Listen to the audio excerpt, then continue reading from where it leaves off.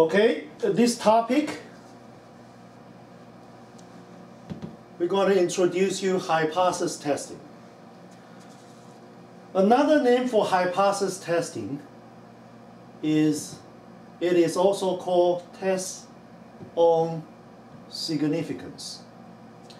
Let's look at the following 3 random experiments.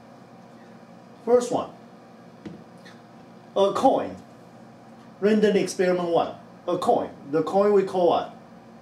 Coin 1 is flipped 10 times, and we observe 4 heads. The sample percentage is sample count over sample size. In this case, the sample size is 10 and sample count is 4.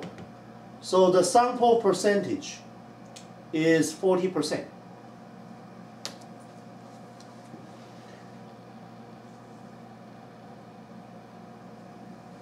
Next, let's look at random experiment 2.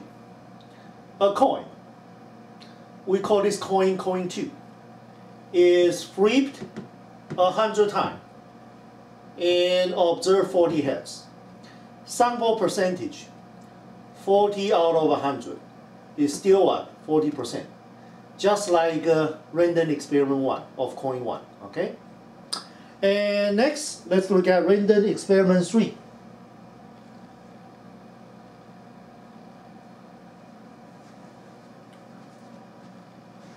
Random experiment 3. A coin is flipped 1,000 times, and we found 400 heads. Sample percentage, 400 over 1,000, is still 40%. Okay?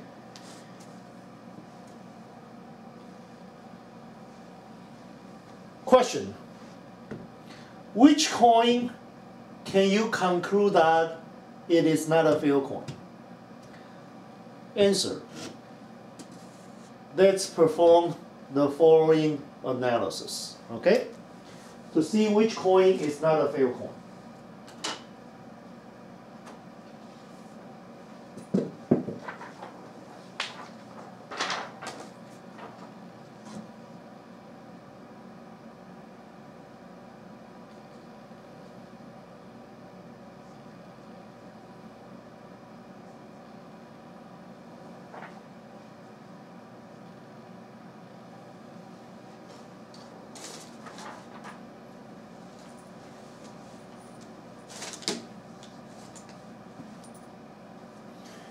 In random experiment 1, if coin 1 is a failed coin, we expect to see 5 heads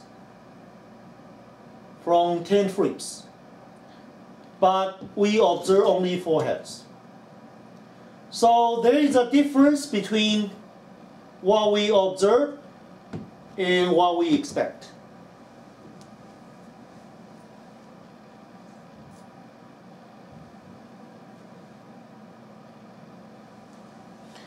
Now, the difference is observed is 4. Expected from a failed coin is 5. So the difference is what? Is 1. Question. Is this difference significant? And what's our answer?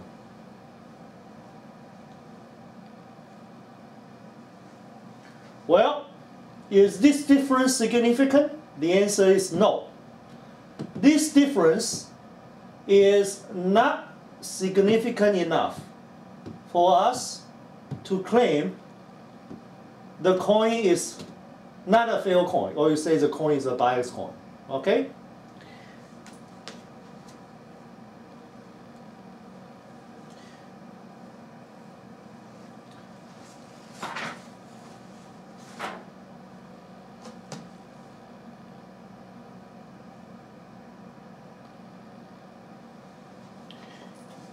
In this example, the difference is only 1, okay? So we cannot say the difference is significant enough for us to claim the coin is not a failed coin. You can explain why you don't see exactly 5 heads, okay? You see only 4 heads by the following reason. You can say, when you make a, say, last flip, it should turn out to be a head. But somebody all of a sudden opened the door, and there was a wind blew. So instead of landed what? A head, you see a tail. Okay? So when the difference is not significant, it can be easily explained by some random factor. You can say, well, because somebody opened the door, right? Something like that. Or chance error.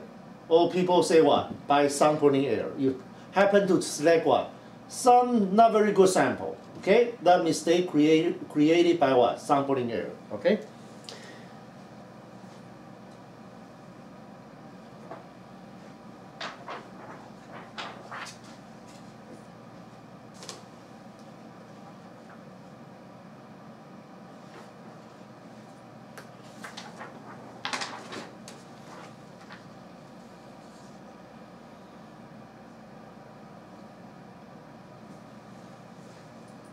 Now look at random experiment 3. Let's look at random experiment 3. What we expect from a failed coin. This is what? Suppose coin 3 is a failed coin. We expect to see 500 heads. But now we only see what? 400 heads. And let's see, what's the difference between what we observe and what we expect? Okay? The difference between what we observe and what we expect. Difference, observed is 400, expected is 500, okay? So the difference is what?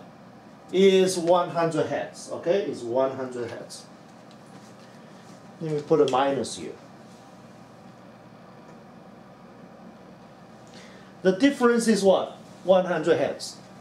The difference is not very significant, okay? Oh, sorry. The difference is very significant, okay? Let me try one more time. The difference is very significant. It cannot, in this case, it cannot pass on to what? Some random factors, okay? When the difference is very significant, when the difference is very significant, you cannot pass the difference to what? Some random factor. You cannot say whenever you flip the coin, somebody just keep open the door and close the door. Okay? When the difference is very significant, it cannot pass to some random factor or what? Or chance variation.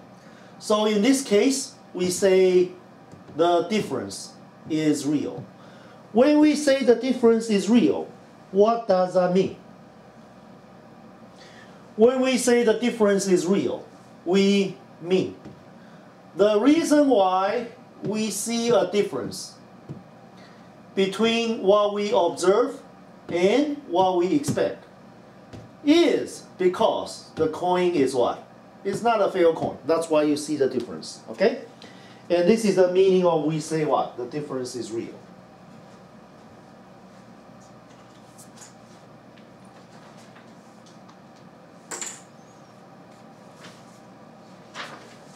Now, let's look at random experiment 2.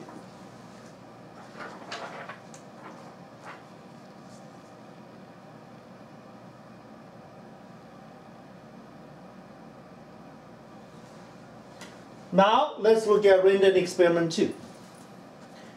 In random experiment 2, what we expect from a failed coin is 50 heads. But we observe only 40 heads. So what is the difference?